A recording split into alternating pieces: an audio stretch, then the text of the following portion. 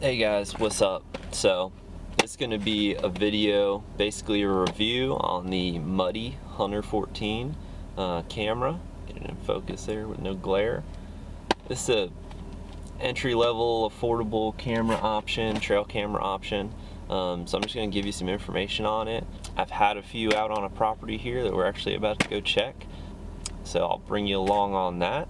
We'll talk about the camera a little bit, check it, drop off a trophy rock. It's May, so just dropping off a trophy rock to keep the deer kind of stopping in front of the camera, watch them grow their antlers, check them out, see if there's any fawns, coyotes, different stuff on the camera.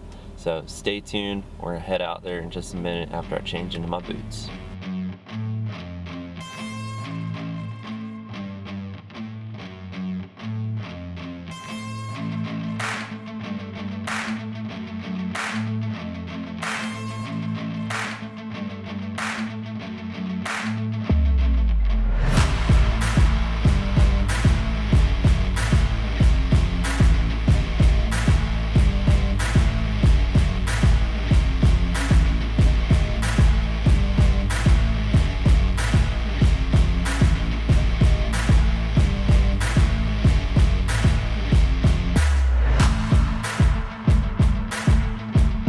So pretty cool little pro tip or whatever you want to call it.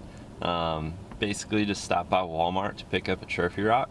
I had some granulated trophy rock I placed on a stump out here just to kind of keep the deer in front of the camera so we could check them out and see how they grow.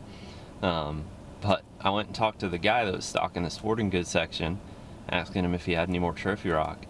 And he's like, oh yeah man, I just moved 8 of them over to the clearance aisle. Got over there and they're $3 a piece. So I actually picked up 4 of them, but I'm gonna go out, set one out, and see how long this lasts and if the deer like it.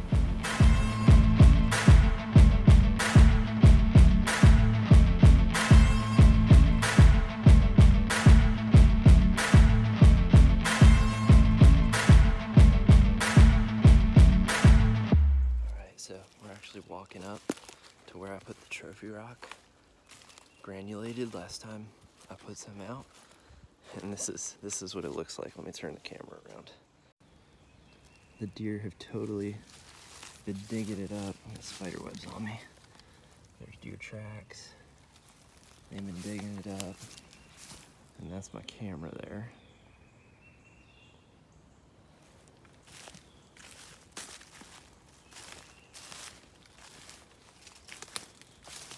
My Muddy camera with the python lock, looking straight at that little spot where those deer will be eating on that trophy rock or licking on that trophy rock.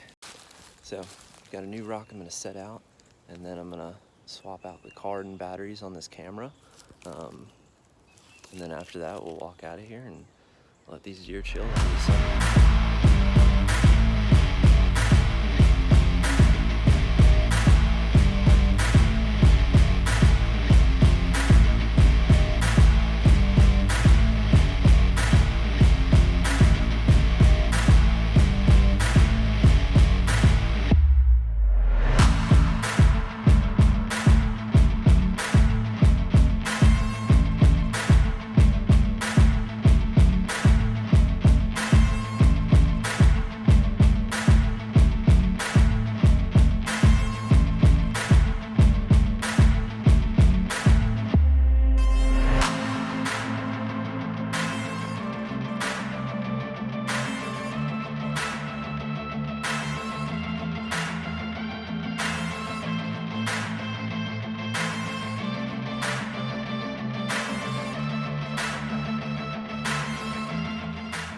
Swapped out the card and the camera. The batteries were still good, so I mean it's been out here since I think March was the last time I checked it, and it's May now, and it's been taking photos clearly, hopefully, of deer. We'll see how many photos it took, but the batteries were fine, so we're just gonna leave the batteries. We swapped out the card. We're gonna get back out of here, and then we'll check that footage when we get back.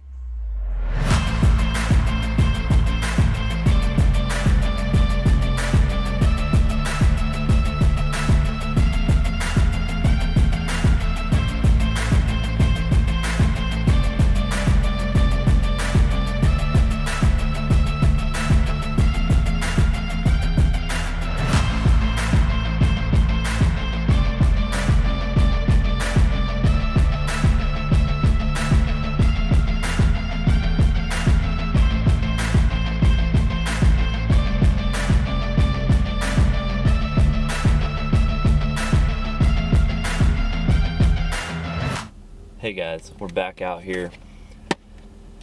Was gonna go over the camera, what I liked about it, everything the other day after I checked the one on my property, but had some technical difficulties with the big camera and the microphone, so got no audio on those videos I shot. So we're back, we're gonna go over the camera, what I like about it, what I don't like about it. We're gonna start off just looking at it. Basically 60-foot detection range, 0.7 second trigger speed. Those are two big things. Basically I've had no problem with either of those.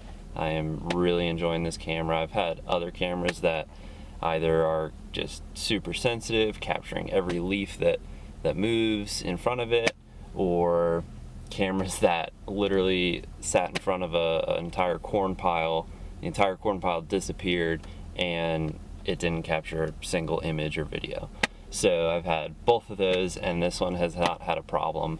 It's captured everything from deer to doves, you know, in shade, dark, light, bright light, snow, nighttime. Now, the one thing that this camera does claim is crystal clear or crystal image quality, and I don't know if I'd say that. Basically, some details are just a little bit grainy. So if you're trying to like see the antlers in certain pictures, especially nighttime pictures, and especially like does versus button bucks, where you're just trying to see a little nub of antler, those are the times where I'm having trouble looking at the images and not really being able to tell. And then if you're looking at small animals like doves or squirrels at like, you know, just a few yards, it's really not much detail. It's just, you can just see that that is what it is. It's kind of just like the shape of a squirrel versus the detail that goes into it, with color and eyeballs and stuff like that. You can't see much of that detail. So resolution could be a little better, but for the price tag on these, you're buying multiple cameras, you're able to see big animals like deer, hogs, stuff like that. I'm not mad about it. Durable housing, water resistant, I haven't had any problems with it.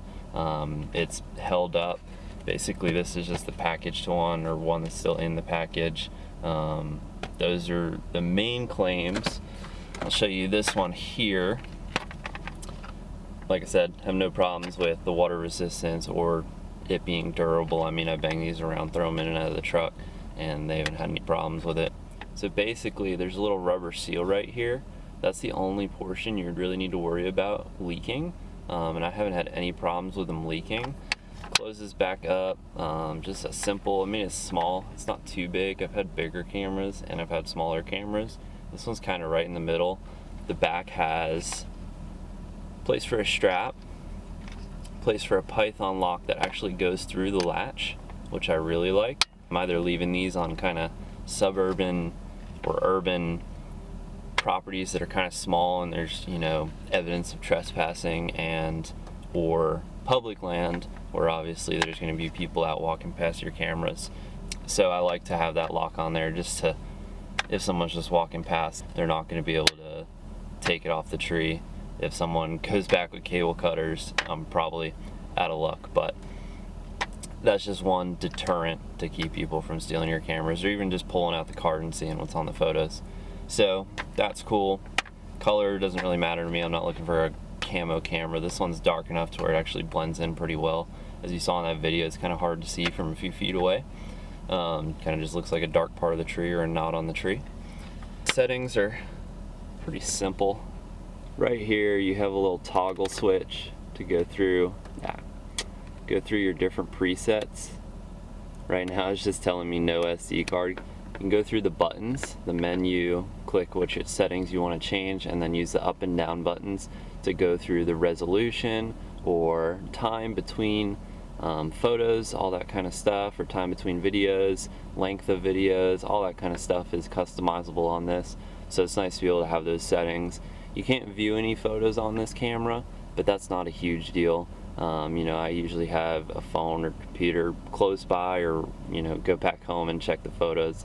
So I'm not worried about having an LCD screen. I feel like that's something that just could break, more things to worry about and break. So hopefully this video helped you out, helps you when you're looking for cameras. You can figure out if this is a good one. I think it's great. I can go out and buy 2, 4 instead of just one like 80 or $150 camera, I can buy 2 to 4 of these and cover more ground. I also don't want to have something super expensive out there just in case it does get stolen. If this gets stolen, it's 20-30 bucks down the drain and you can go out and replace it. So I think this is a great camera. I'll leave the link in the bio to purchase it. I'll leave a link for a 2-pack at Cabela's, where you get the 2-pack with SD cards and batteries. And hope you enjoyed this video. Hope it helps you out. Hope it helps you find more deer, see more deer on your property, and put some more meat in the freezer.